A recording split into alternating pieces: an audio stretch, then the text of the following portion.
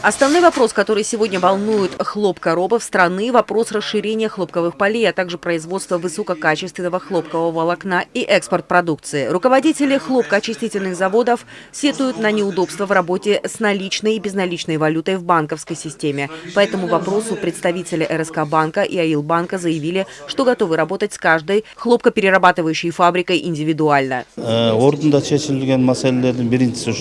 Были рассмотрены очень важные вопросы, связанные с ценой на хлопок и его заготовкой. Валютный вопрос в банковской системе был решен на месте. Это признали РСК и АИЛ банк. Обсуждались также 6% кредиты для фермеров.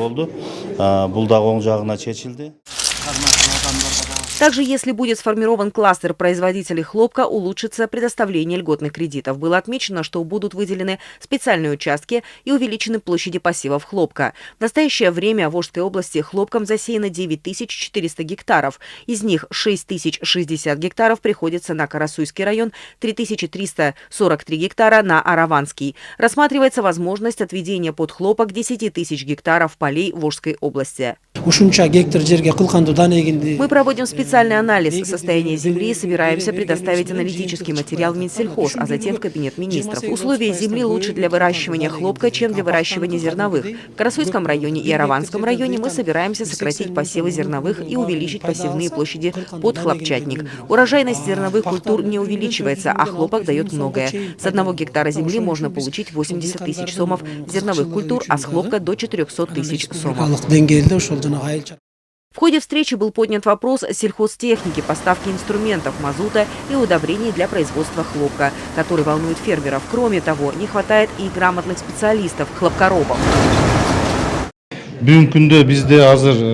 Цена на хлопок сейчас в мире хорошая и спрос также высокий, поэтому нам необходимо увеличить посевные площади хлопчатника в рамках кластера, а также увеличить мощности хлопкоперерабатывающих предприятий. Кроме того, необходимы удобрения с сертификатами. Если эти работы будут завершены, мы должны выполнить план на 100 тысяч тонн. Нам нужно увеличить экспорт. Проблема с банками должна быть полностью решена. Нам нужно рассмотреть переводы наличными. Кроме того, обменный курс отличается на рынке и в банке. Теперь госбанки должны подходить к этому индивидуально. Также представители Кабинета министров проинформировали предпринимателей о критериях отбора на основании указа главы государства о присвоении званий предпринимателям. Предприниматели предоставили информацию по интересующим их вопросам и налогам. Собираются ввести звание трудолюбивого предпринимателя. Очень хорошие новости. Но над критериями стоит поработать, потому что они немного сыроваты. К примеру, прошлогодний уплаченный налог должен быть 150 миллионов сомов. Это далеко от реальности. Кроме того, мы предоставили свои рекомендации. Я внес предложение по снижению налогов на заработную плату сотрудников, и бизнесменам, и работникам было бы интересно работать, если бы налоги были снижены. После этого замглавы Кабинета министров провел встречу с руководителями угольных шахт по подготовке к зиме, поручив обеспечить население углем и поддерживать стабильную цену на топливо.